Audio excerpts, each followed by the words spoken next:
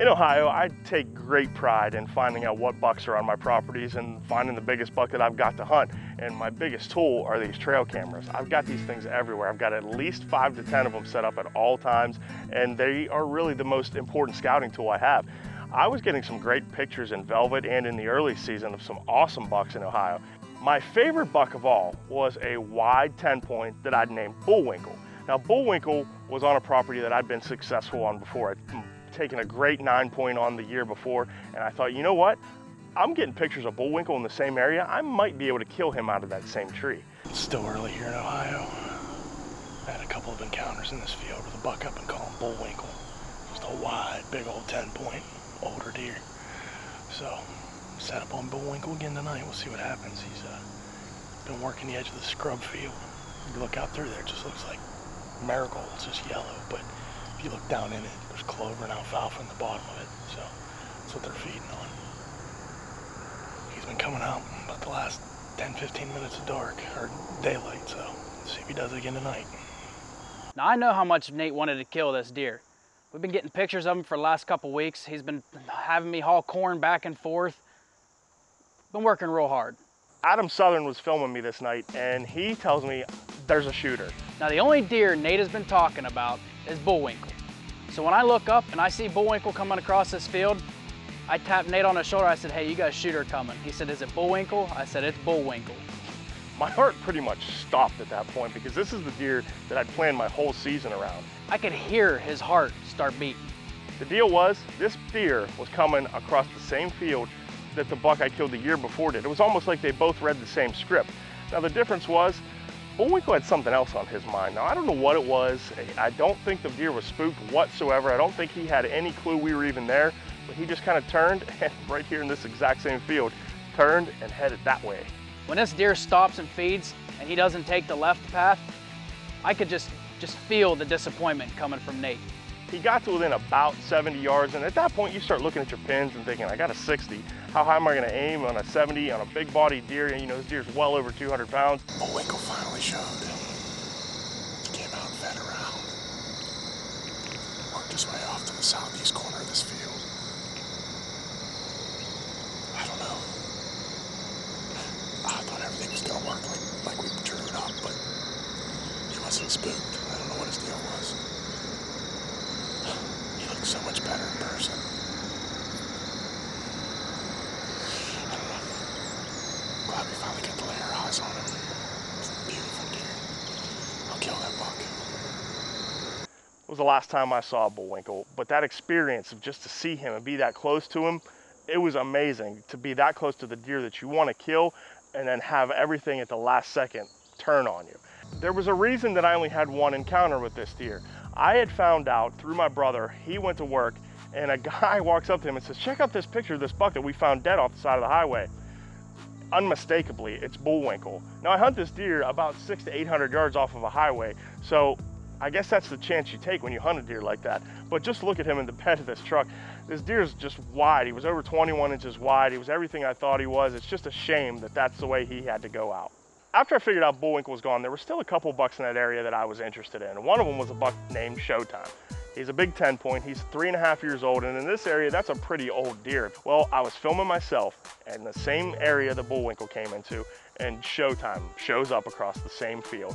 He works his way all the way across to me, and when I say all the way across, he faces his chest to me the entire time and comes in and feeds under my stand and does not turn his body whatsoever. I have to stand there looking at a chest shot of a nice 10-point that I have to let walk. I can't do anything about this deer. If he turns either way, I'm gonna release an arrow, but it wasn't meant to be.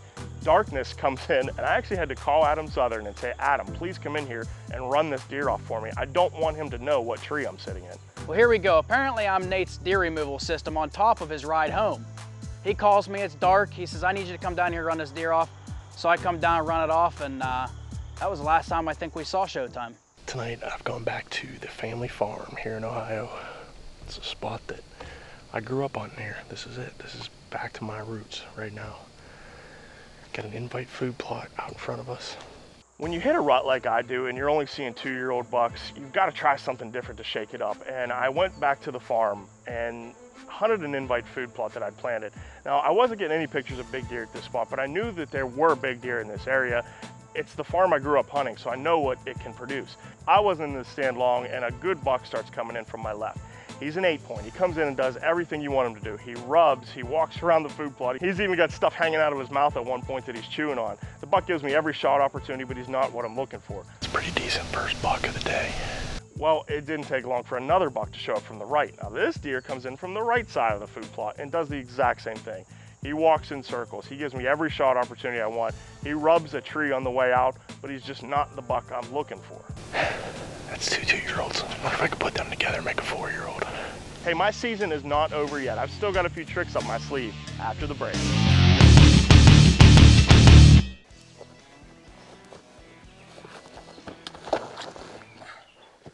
That guy needs a thermocell. Thermocell. Take him back to great outdoors. Here you go, buddy.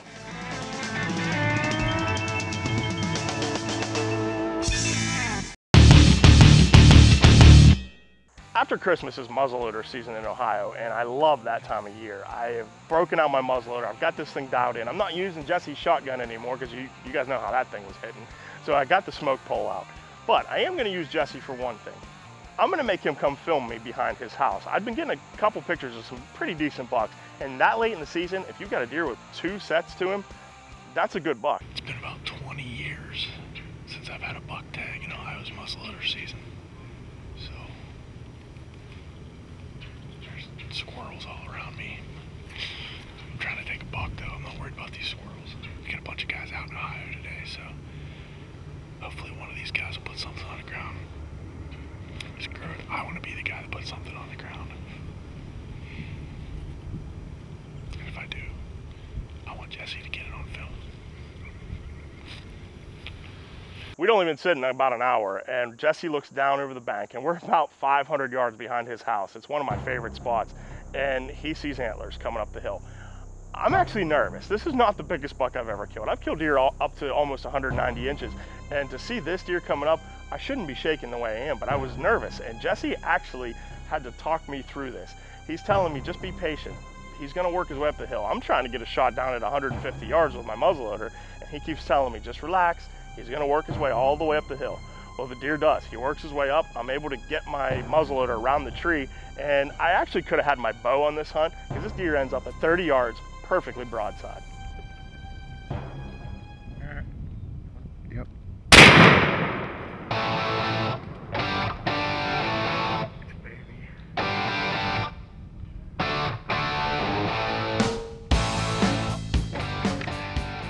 He can't hold that. Where you at? Where you at? Yes! That's what we're here for. Boom! Was that Mr. Krabs? Yes, it was. I think I saw a big red hole in his side. Hold on. Oh, dog! How's that deer still running? I put that on him. I put that on him. Best thing, he ran right to the house. Yes, he did! What a morning. What a hunt with my brother on the family farm. I cannot tell you what it means to kill a deer right here. This is where I grew up hunting. Cut my teeth in my first buck right there on that ridge. Jesse did the same thing. His buck was right there. This means a lot. We came here to kill that deer, and I believe we did. If I missed that deer at 30 yards, then I probably would just quit hunting. My season has been a struggle. Well-documented struggle on video. And I'm so happy with that deer. When my brother told me, when he told me there's a big buck down over the hill, I thought, what can go wrong this time? Because that's all that's happened this year, is that everything has gone wrong. Went back and got some reinforcements. Give me 5, Gage. This is my nephew Gage, Jesse's son. How good is it gonna feel to put a tag on a buck finally? Gage got his first buck this year, and he's helping me tag mine. We went and got him out of bed to help me get this deer out here. I thought you said you were gonna drag him out. No? Why not? You said you weigh 61 pounds. Lift his head up. Let me see how heavy he is. Not very heavy. He's not very heavy. Guess what? I didn't shoot your buck, Mr. Krabs. Yeah, I'm good. Why? Because I want to shoot him next year. All right, we'll try to get you on him next year. Give me 5, bud. All right. All right, start dragging, Gage. Hey, you killed your buck not a couple hundred yards from here, Over huh? there. It's a good spot, huh? No. I killed it at Tony's up there. That's right there. Yeah. That's not that far. What, you don't like this spot or what? Listen, buddy, if you keep hunting, you'll kill many, many deer right around here, I promise you. That's definitely not the biggest deer I've ever laid my eyes on, and it's definitely not the biggest deer I've killed, but it's one of the most exciting memories I'll have and keep for the rest of my life, to kill that deer with my brother right where we both learned to hunt.